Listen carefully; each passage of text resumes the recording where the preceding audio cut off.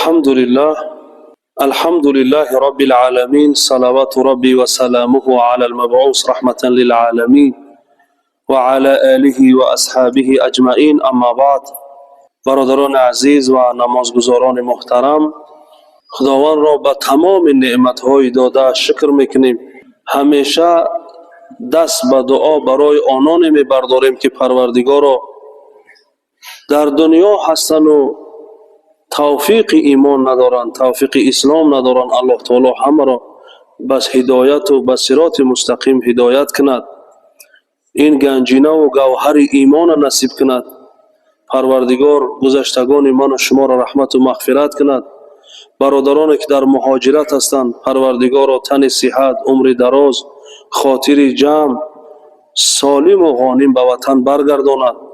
پروردگار را به همسران را همسران پاک دامن، به شوهران را با شوهران باننگ و باناموس عطا کند و پروردگار همیشه صلح و ثبات و امنیت کشور من و شما را برقرار بدارد.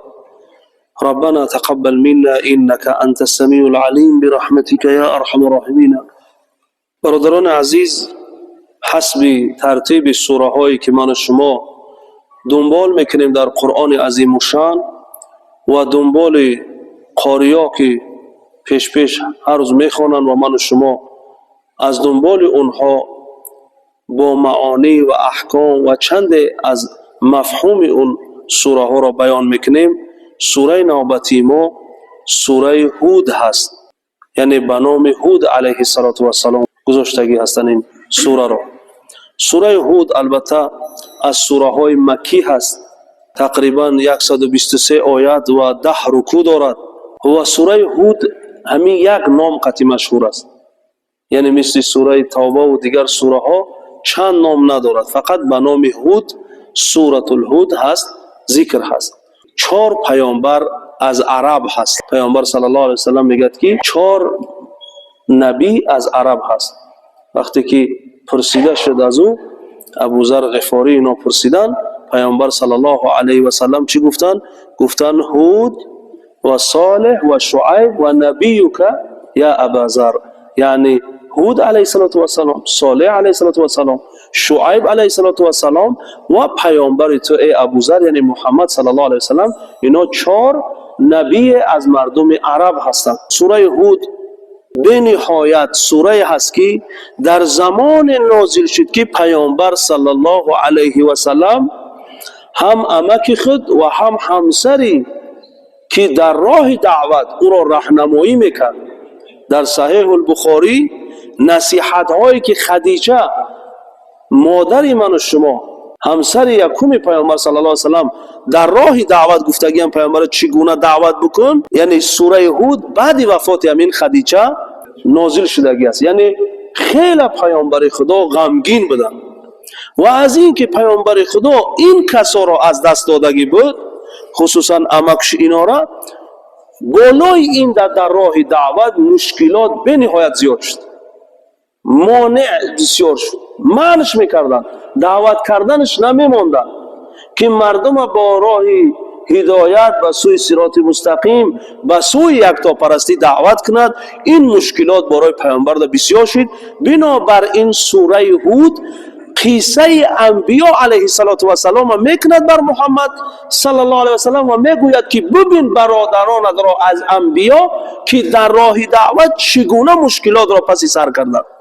مثلا همین سوره که به نام هود علیه السلام است، در سوره هود تقریبا 5 جاده اسم هود علیه السلام ذکر میشد. بنابراین سوره را به نام هم گذاشته گرد. پیامبر صلی الله علیه و سلم در این سوره از حضرت نوح علیه السلام، از حضرت هود، از اینها نقل میکند که اینا را ببین که برادران تو در راه دعوت چگونه مشکلات داشتن با مردمشون، با قومشون.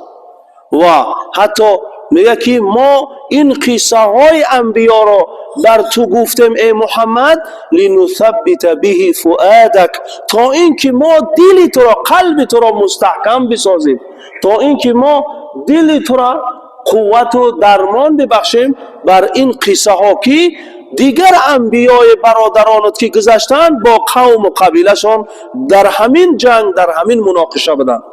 اونا چیزی از اونها نمیخواستن، اجر و پاداشی نمیگرفتن، فقط میگفتن شما خداوندی که خالق زمین و آسمان و خالق من و شما هست، آفریدگاری که همه منفیت ها و ضرر ها از اوست و همه کار در قادر است، حی و لا یموت است، همیشه زنده است، مرگ بر خدا نمی آید. این را عبادت کنین دعوت همه انبیا بود.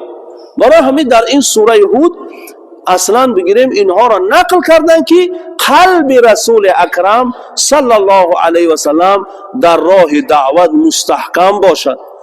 مثلا هود علیه السلام نقل میکند که ببین هودم از مردم عرب است، از خود شما، و اون را ما بعد قبیله طرف قبیله قوم عاد فرستادیم.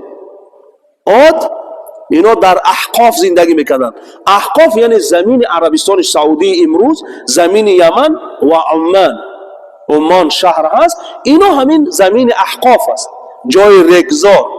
یعنی ما در احقاف مکانه، برای همون در قرآن هم به نام هود علیه السلام سوره است، هم به نام اون مکانه که هود فرستاده شد. سوره احقاف داریم ما در قرآن. احقاف هم مکان است که جای عربستان سعودی و جای همین یمن و جای همون شهر عمان، اینجا احقاف است. میگم ما به سوی قبیله عاد که اونا بسیار قبیله با قوت بودن، بسیار قبیله عمرشان دراز بود، قوتشان زیاد بودن، و هود علیه السلام فرستاد طرف اینا را هود علیه السلام دعوت کرد و اینها دعوت را نپذیرفتن. الله تعالی میگه ما اینها را بریح صرصر عاتیه، ما اینها را به همون عذابی که از باد عبارت بود و اونها را تدمیر کردیم، یعنی پاره پاره کردیم. هر جسمی که قابل تدمیر بود، قابل پاره شوی بود، خداوند میگه با این عذاب بریح صرصر عاتیه، با این شمال عذاب ما اینها را چکار کردیم؟ هلاک کردیم. برای پیامبر خدا صلی الله علیه و سلم دیگر انبیاها را نقل میکند، خصوصا هود نقل میکند که ما گفتیم این از پیامبران عرب هست که ببین در راه دعوت اینا چقدر دعوت کردن. حضرت نوح میگه این 1000 سال دعوت کرد، حتی اون خداوند اطلاع داد که ای نوح دیگر ایمان نمیارم به تو کسی در راه سفر باش. بعدن کشتی را گرفت، از هر حیوانات یک ماده یک نر گرفت و بعدن سفر کرد. یعنی اینها را نقل میکند لنثبت به فؤادک، تا اینکه ای محمد صلی الله علیه و سلم این قصه ها را ببین، به خاطر اینها را ذکر کردیم که قلب تو در راه دعوت مستحکم باشد و هر مانعی که آمد آنچه بر تو از خدا نازل می شود او را تو منع نکنی و او را برسانی، بیان کنی برای مردم.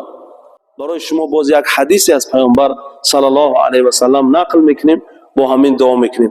شما ببینید که ما هممون الحمدلله نعمت های از خدا داریم، نعمت دست داریم، نعمت پا داریم، نعمت سلامتی داریم، نعمت بینایی داریم و هزارها نعمت های مالی داریم. برادری هست امروز در وظیفه است، برادری هست بی وظیفه است، برادری هست صاحب کار است، برادری هست بیکار است، اما همه نعمت ها داریم. ما چگونه این نعمت ها را استفاده کنیم؟ چگونه این شکرانه کنیم؟ زمان بیکاری و زمان کارداری را چگونه ما فراموش نکنیم؟ برای همین این قصه های قرآنی هست. برای پیامبر صلی الله علیه و سلم صحابه را جمع کردن از بنی اسرائیل، برای اونها قصه میکردن که بنی اسرائیل این گونه زندگی کردن که یعنی اینها برای شما درس باشن. برای همون یکی از حدیث های صحیح البخاری که روایت ابو هریره رضی الله تعالی عنه هست که در اون بسیار عبرت است، امون من در شما میرسانم که برای عبرت برای دوستان و برای برادران و برای خود من و شما باشد. ابو هریره رضی الله تعالی عنه میگوید که یک روز پیامبر صلی الله علیه و سلم برای ما نقل کرد که کان فی بنی اسرائیل 3 رجل، یعنی در بنی اسرائیل 3 مرد زندگی میکردن، زیاد زندگی میکردن. این 3 مرد الله تعالی اراده کرد که امتحان کند اینا را. اینا مردهای دارا و مالدار و حتی سالم نبودن، اینا ابرص و الاقرع و الاعمى. یک تا اینا پس بود، کسل اون پوست داشت و مردم رو میدیدن نفرت میکردن، با اون طعامی ساز نمیخوردن. هر گپ میگفتن. و مرد دیگر اقرع بود، یعنی همه پشم سرش ریختگی بود، یا نوعی کسل هست. از این برادرایی که اولادی هست یا پیش سرشون میریزد، این خیلی یک نمود اقرع بیماری هست که پشت سر ملایم میکرد، پشم سر همش میریزد. یک کس از این بیماری داشت و مرد سومش اعما بود، نابینا بود. الله تعالی اراده کرد که اینها را امتحان کنند. میگه پیامبر خدا صلی الله علیه و سلم، این حدیث در صحیح بخاری هست، میگه فارسل الیه ملک، یک ملائکه را طرف اینا فرستاد و در صورت یک مرد اومد، اولا پیش یمین ابرص اومد، پیش یمین پس. علماء دین درباره کسلی همین پوست که سفید میشوند بر این عقیده هستند که قول راجح هم همین است که همین نوع بیماری توبت نداره برادران. می شود که کم شود، می شود که سرخ شود، تغییری در اون پوست بیاد، نه که این علاج ندارد. همچنانه که حضرت عیسی علیه السلام همچون معجزه روی کرده بود که پس ساز میکرد. این اگر ساز میشید و دکتر و طبیب ساز کردش میتونیش، معجزه برای نبی نمیشه.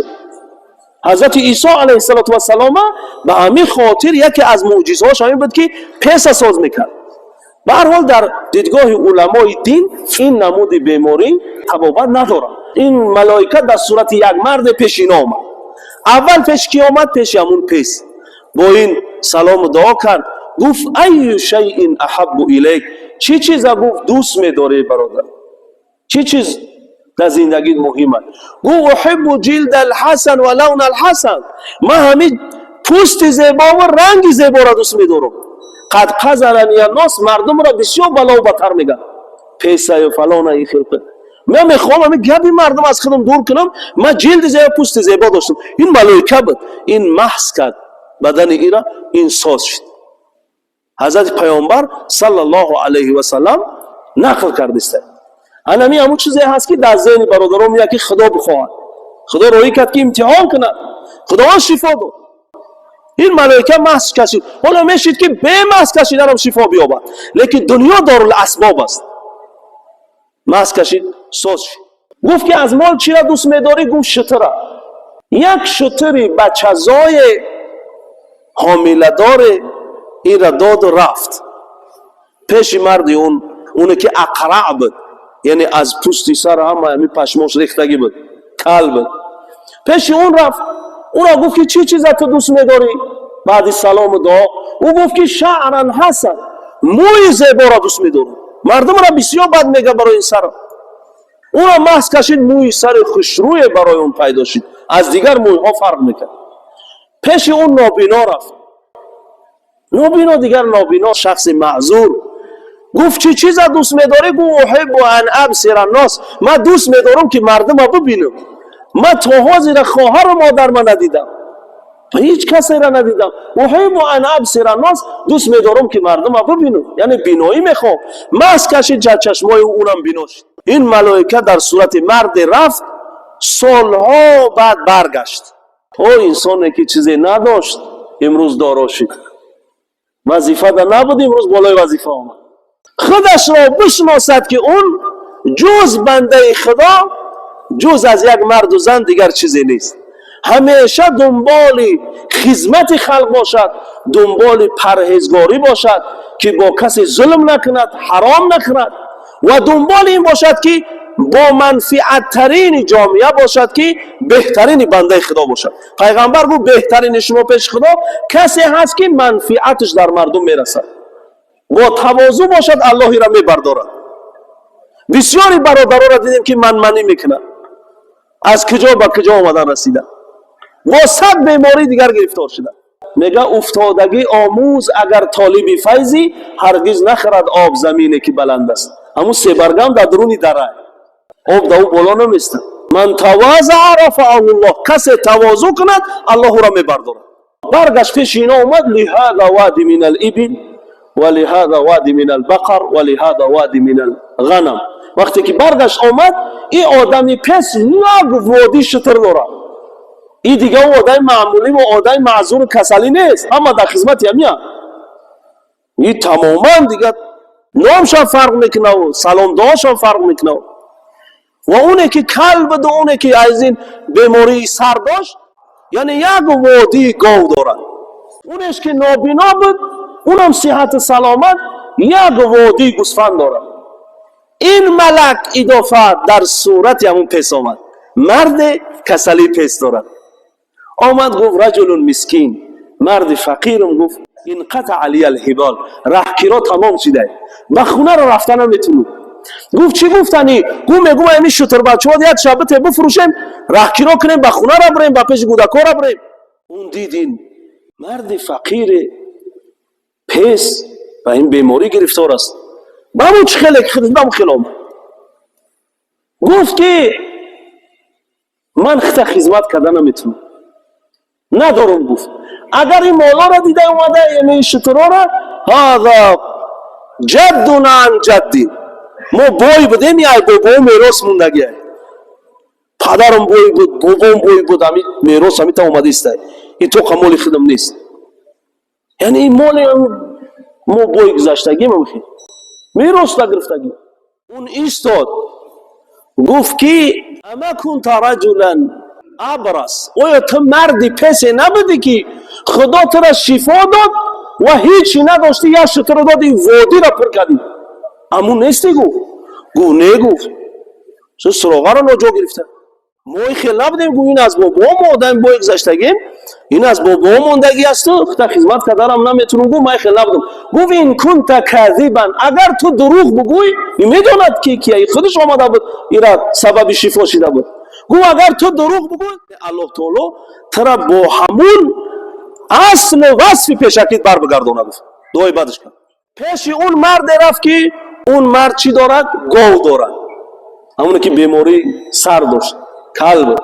اون رفت یک مرد زیبا، اونم در صورت بیماری خودش رفت، همین رنگی خودش بیمار کرد. چرا پیش او گفت مرد مسکینم راهگیرا همه بود چیز است، یگون تایلاق یگون چی بتیم بفروشیم به خانه را بریم. گفت مخت اینا رنگی همون خدمت کردن نمیتونم. گفت اگرم گوه را بگوی یا بابامون هم خیلی میراث موندگی آمدگی، ما هم خیلی بای گذشتگیم. بعد گفت که آخه من خطا شاید بشناسم هم خیلی بدی هم خیلی الله تعالی داده. نه گفت این کار کرد. گفت اگر دروغ بگوی الله تعالی تو را با اصلت بر بگردونه. چگونه بدی؟ و پیش نابینا رفت. اینا مرد مسکین نابینا کرد خود چرا پیشو رفت پیش اون با اون سلام کرد. گفت من مرد مسکین هستم، راهگیرا بود چیز است، به خانه را میخوام برم. گفت چی میخوای؟ گفت میخوام که همین گوسفندا یگون تابتی راهگیرا کنیم بریم. گفت کنت رجلا اعمى، اعتراف بر آنچه که بود و اعتراف به نعمت الهی. چی گفت نابینا؟ گفت کنت رجلا اعمى، من مرد نابینا بودم، هیچی نداشتم. گفت الله تعالی من شفا داد، مرا مال داد. گفت این وادی همش مال منه، خذ ما شئت و دع ما شئت، چند قرمه خواهی بگی. گفت جدا که یا پرشه، چند قیمه گیری بگی، چند قیمه مالی با مرا بمان. این ملائکه بود، اینا خوردن و آشامیدن ندارن، نری و مادگی ندارن، نفس ندارن. یفعلون ما یؤمرون، ملائکه پابند بر آن چی است که امر میشد همون را میکنن. اون چی گفت؟ امسک مالک مالا طبقه. گفت قد ابتلیتم، الله تعالی هر سه شما را امتحان کرد. سخط عن صاحبیک، بر دو امرای تو غضب کرد. گفت به این پس و به این کل. و رضی عنک، و از تو راضی شید. علما میگن که بزرگان که هر دی او را خداوند به صورت اصلیشان برگردان، به همون بیماریشان مالشان همش تلف شد. و این که نابینا بود بسیار برکت در مالش کرد. برای انسان در هر صورت باشد باید الله فراموش نکند. خداوند من شما را هدایت و توفیق بندگی عطا کند. پروردگار هدایت کامل من شما را نصیب کند. در این ماه بخشش و رحمت گناهان من شما را ببخشد و بیامرزد. اللهم انفعنا بما علمتنا و علمنا ما ينفعنا و زدنا علما برحمتك یا ارحم الراحمین.